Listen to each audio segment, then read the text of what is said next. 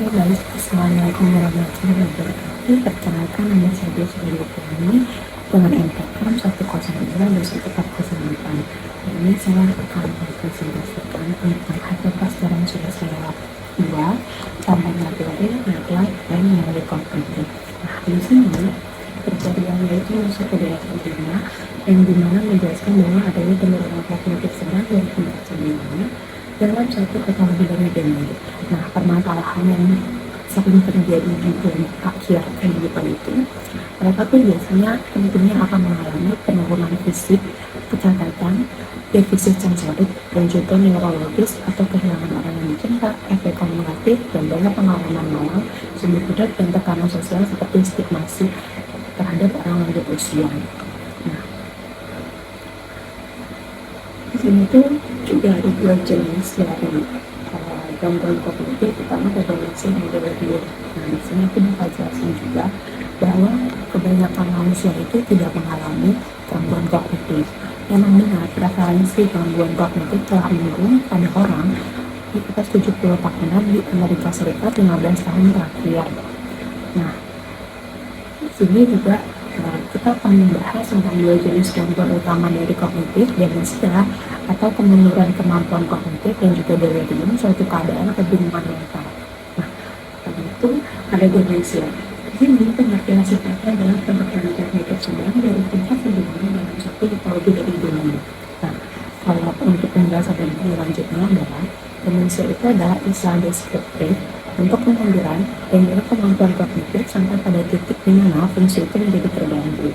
Ketika demensia berkembang, orang tua tidak dapat mengingat nama anak tua atau laki-lakinya, dan kemudian bahkan mungkin tidak ingat bahwa dia mempunyai anak dan mengenali mereka ketika mereka datang berkunjung.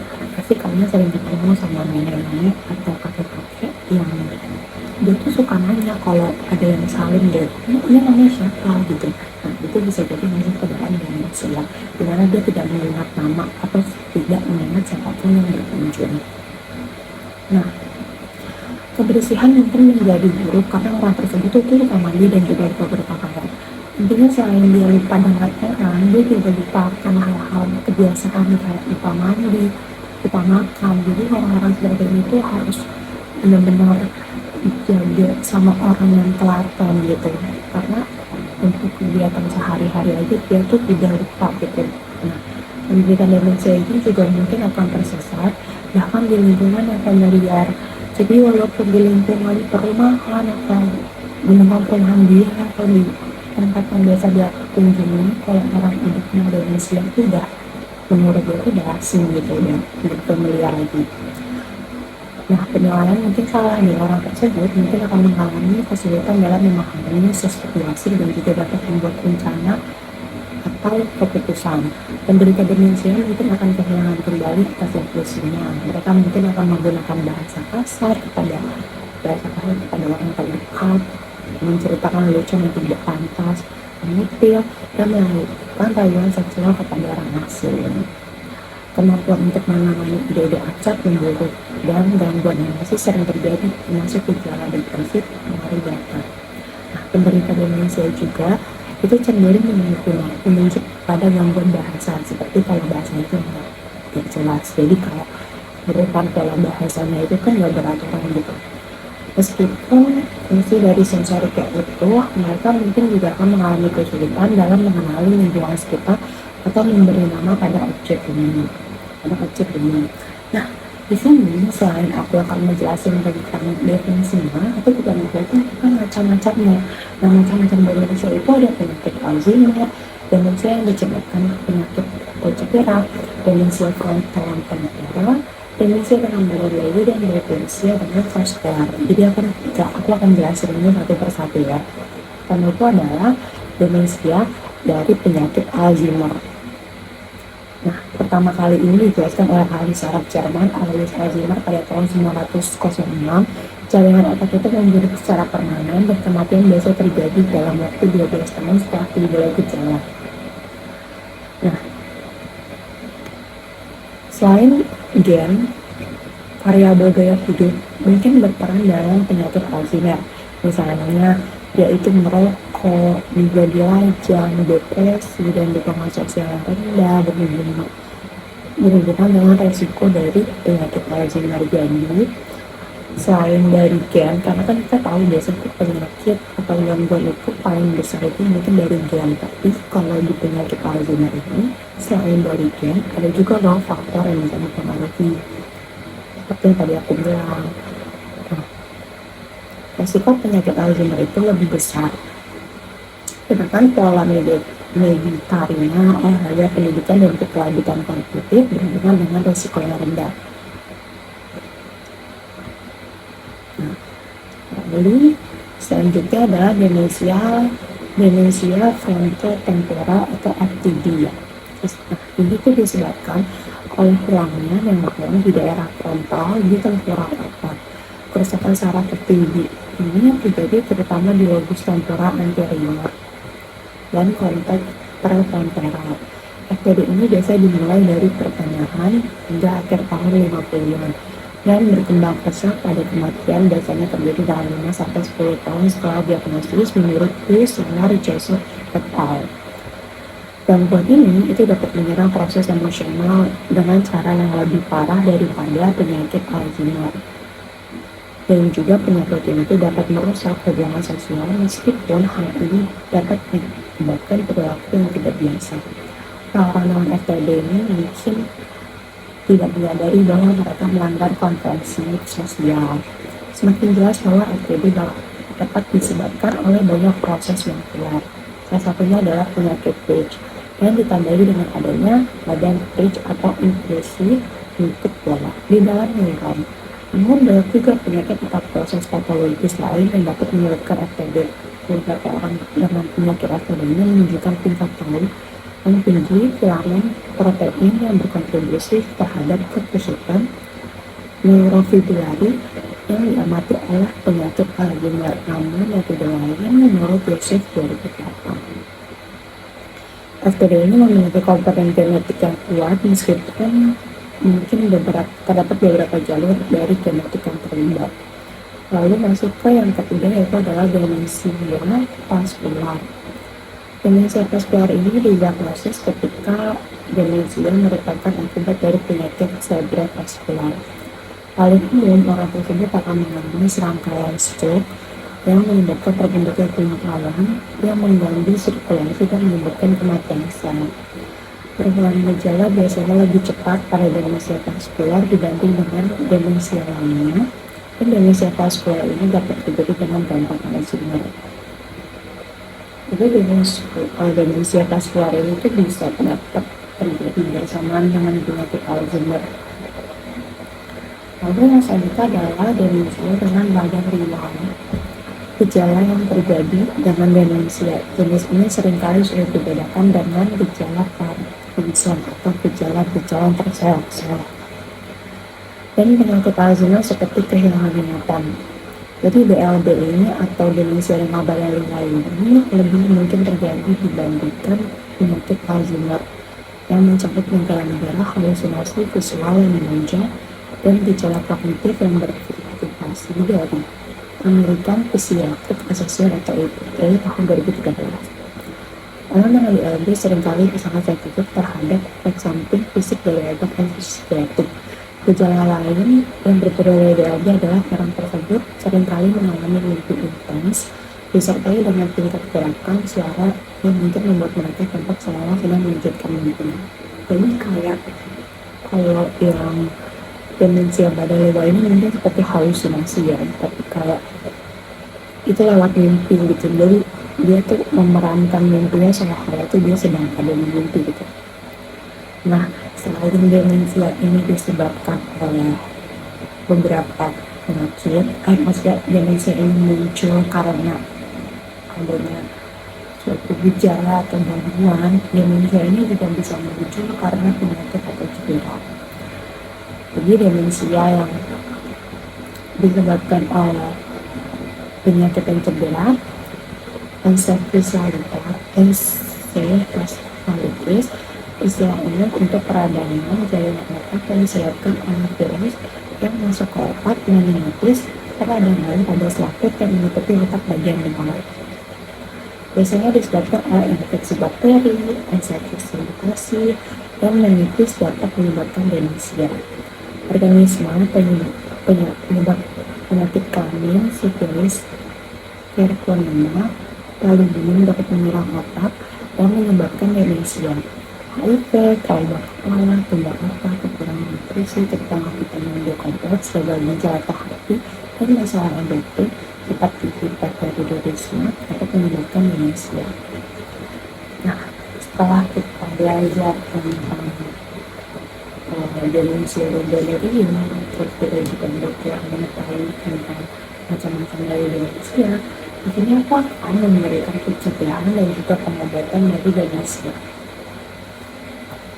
Nah, pengobatan ini itu pertama itu dengan obat-obatan. Pengobatan tidak ada obat yang terbukti untuk mengatasi gejala kognitif aktif dari Caselli dan dari tahun 2008. Di sini kami fokus pada intervensi untuk demensia lainnya. Lebih banyak yang diketahui tentang pengobatan penyakit Alzheimer dibandingkan demensia lainnya. Obat demensia paling umum digunakan adalah Muhammad cholinesterase atau obat yang membantu pemecahan asetilkolin termasuk donespezia atau Arica dan vilfaspiclina atau Exanon. Inhibitor cholinesterase memiliki sedikit efek dalam memperlambat penurunan memori dibandingkan dengan placebo pada penyakit Alzheimer dan demensia membenar luar. Lalu yang selanjutnya adalah penerapan psikologis dan gaya hidup. Psikoterapi suportif dapat membantu keluarga dan pasien yang menghadapi atau dampak penyakit. Dimana terapis akan memberikan kesempatan bagi penderita demensia dan keluarga untuk mendiskusikan penyakitnya. Terapis juga akan memberikan informasi yang akurat tentang penyakitnya, membantu anggota keluarga merawat orang tersebut di rumah, dan mendorong sikap realistis terhadap sikap bencana dalam menghadapi tantangan spesifik. KHP juga tampaknya dapat memiliki manfaat dalam peningkatan fungsi kognitif. Nah, setelah kita masuk ke dalam pengobatan demensia, ada juga pengobatan delirium. Pengobatan delirium itu adalah pengobatan total dari delirium yang dilakukan jika penyebab yang mendasarinya nanti diobati dengan cepat dan efektif.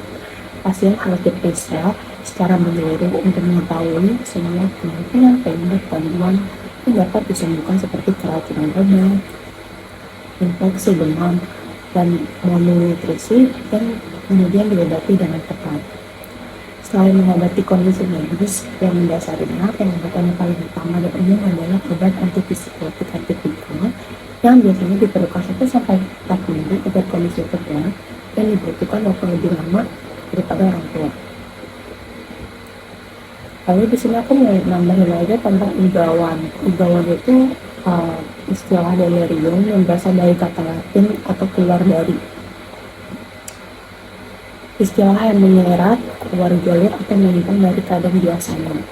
Gejala paling umum adalah kesulitan ekstrem dalam memusatkan perhatian dan juga gangguan parah seperti siklus tidur ataupun juga siklus bangun.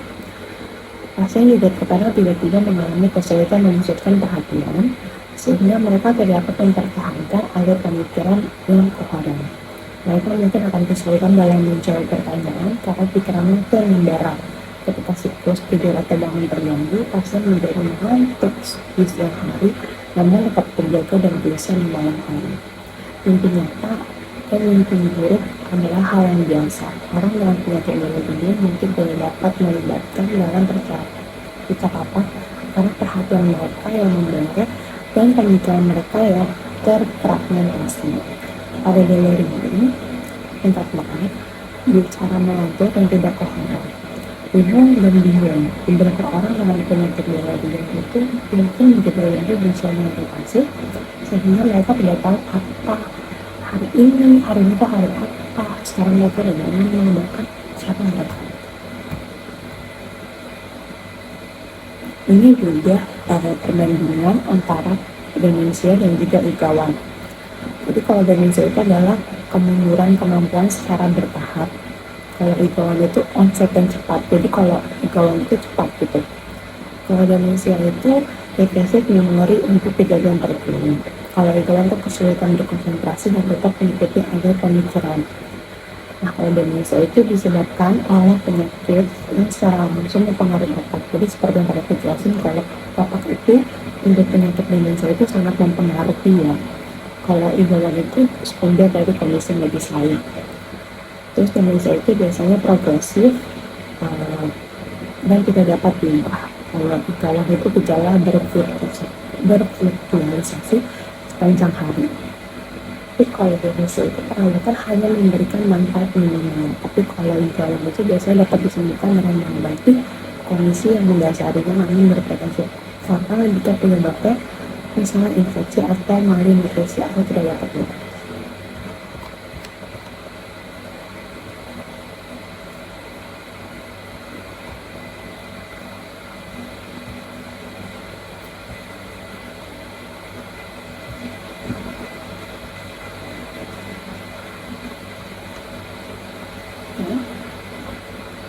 Di sini setelah aku bahas tentang gangguan-gangguan yang terjadi berlanjut, di sini juga ada pengaruh dari usia, kelompok, dan juga pemikiran.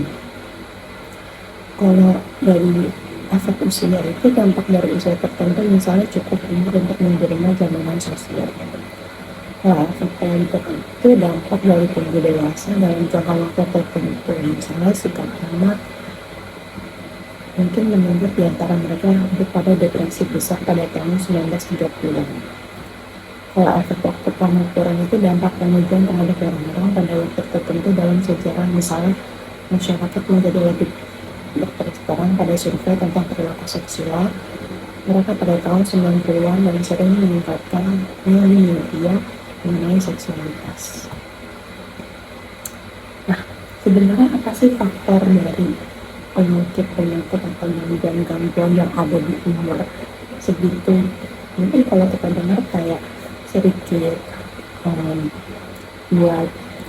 membuat kita kasihan ya, yang dimana tuh kayak di umur segitu harusnya kita bisa mengingat cucu kita bisa mengingat kita bisa mengenang kembali masa-masa kita. Tapi karena ada gangguan tersebut itu jadi terhambat. Sebenarnya faktor utamanya adalah bahan-bahan dari yang berbahaya, misalnya kayak merokok, terus penyalahgunaan zat, dan juga gaya hidup tidak sehat. Jadi penyalahgunaan zat ini penting banget menjadi salah satu faktor besar dalam terbentuknya gangguan tersebut di masa yang akan datang gitu. Penyalahgunaan zat itu misalnya kayak apa? Kayak merokok, terus minuman keras, ataupun narkoba. Itu kan nantinya akan mempengaruhi struktur yang ada di badan kita, akan mempengaruhi struktur yang ada di otak kita juga gitu. Yang dimana seperti yang tadi aku bilang, kalau demensia ini kan pengaruh besarnya itu adalah dari kerusakan otak.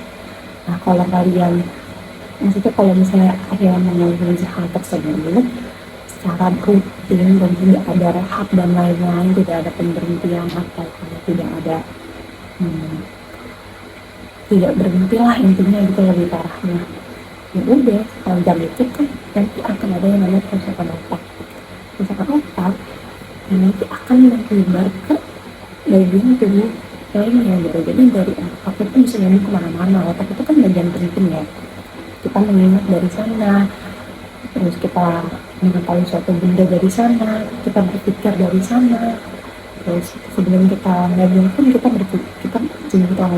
kita tuh dapat info dari sana gitu. Kita mendengar sesuatu terus kita mencerna dari otak gitu. Kalau udah otak rusak, ya udah gangguannya kan menyebar kemana-mana gitu. Kalau dari gaya hidup, sebenarnya dari gaya hidup ke penyalahgunaan zat itu kan nyambung ya, dimana kayak kalau gaya hidup kalian itu tidak baik, ya otomatis kalian pasti akan melakukan hal seperti itu. Gaya hidup misalnya ya kalian merokok, sama seperti penyalahgunaan zat gitu, kalian merokok rutin gitu, hidupnya nggak sehat, mungkin kurang olahraga atau sering mengkonsumsi makanan yang tidak baik, yang dimana itu akan mempengaruhi juga ke struktur badan kalian. Jadi sebenarnya faktor utamanya itu adalah uh, hal-hal yang mungkin terlihat wajar di kipas katanya seperti merokok, mabuk, minuman keras dan lain-lain, tapi efeknya akan lebih parah di kedepannya gitu. Oke, jadi sekian dari aku. Terus aku buka sesi pertanyaan. Sebelumnya aku bakal lihat dulu pertanyaannya.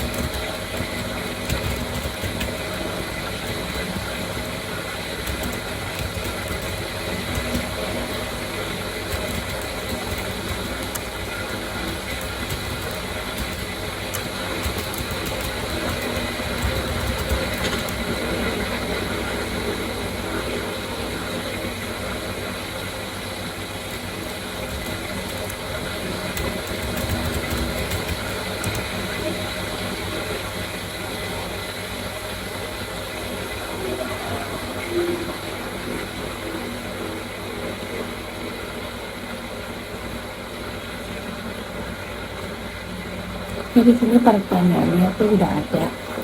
Untuk pertanyaan pertama itu adalah apa peran dari neuroplastisitas dalam fungsi otak pada lanjut usia.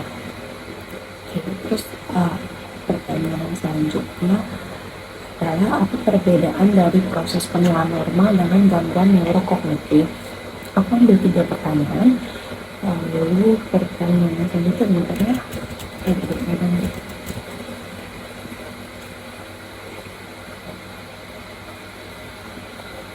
Oke, pertanyaan selanjutnya adalah bagaimana faktor gaya hidup dapat mempengaruhi fungsi kognitif pada tahap lanjut. Oke, sebelumnya aku izin lihat dari aku dulu ya.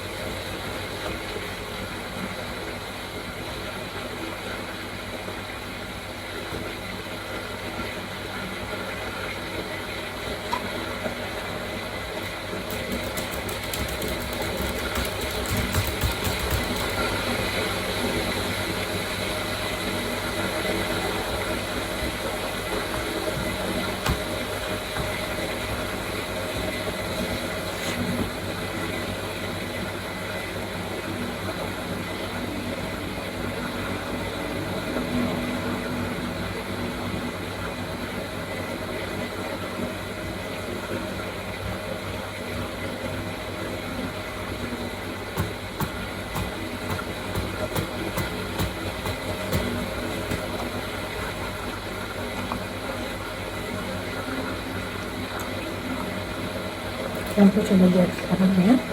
Pertama itu adalah apa peran dari neuroplastisisa pada fungsi otak pada lanjut usia. Jadi neuroplastisisa ini menunjuk pada kemampuan otak untuk beradaptasi dan merubah style hidup pada lanjut usia. Stimulasi kognitif dan fisik juga dapat merangsang neuroplastisisa dan membantu menjaga fungsi otak dan mengurangi risiko gangguan neurokognitif.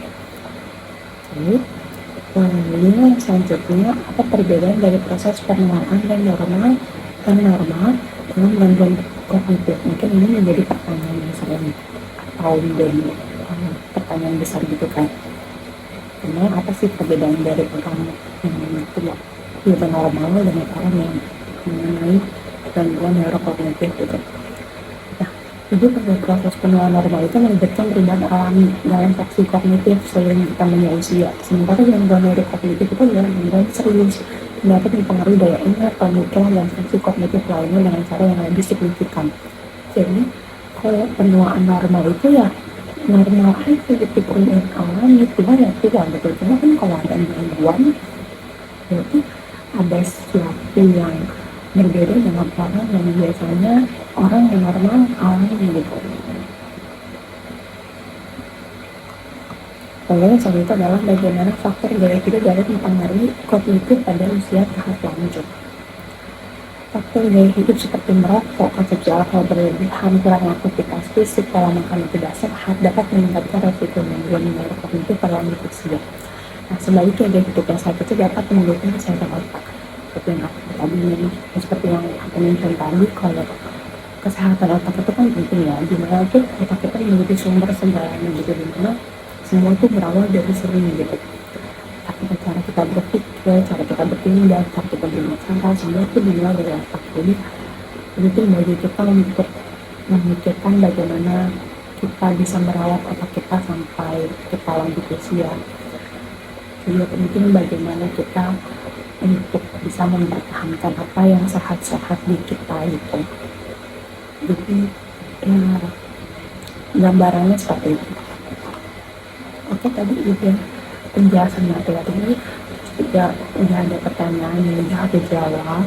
Jadi intinya kalau kalian takut dengan hal-hal seperti itu di masa tua, berarti kan konsekuensinya adalah kalian mulai hidup sehat gitu. Mulai hidup sehat itu gak susah, dimulai aja dari kalian misalnya bangun pagi. Mungkin kalau bangun pagi sering ya kan kuliah gitu, mungkin kalian ada yang mau lari sedikit, olahraga, jogging gitu, itu kan juga termasuk hal yang sehat ya, kena sinar matahari gitu. Terus mungkin kalian tipe orang yang maunya tuh konsumsi makanan sehat, itu kan bagus ya, kayak misalnya aku makan sayuran terus setiap hari gitu, itu bagus juga untuk mempengaruhi untuk kognitif otak. Atau aku makan buah juga untuk mengimbanginya, itu bagus juga. Gak ada yang salah kalau kalian mau makan fast food dan lain-lain, tapi tetap kita harus tahu batasan, dimana tubuh kita itu juga tahu yang namanya rasa sakit kalau diberi kuman, diberi penyakit gitu. Terus kalau misalnya kalian suka nih salad buah atau salad sayur itu dicampur jadi jus dan lain-lain, kan banyak terus smoothie gitu, boleh juga. Terus misalnya kalian imbangin sama kalian gym, itu kan makin lebih baik kan, karena kesehatannya itu jadi seimbang gitu. Terus lebih baik lagi kalian itu misalnya tidak mengkonsumsi zat-zat yang berbahaya tadi seperti merokok, atau kalian tidak minum alkohol secara berlebihan. Itu kan juga salah satu cara hidup sehat kan. Jadi intinya simpelnya seperti itu.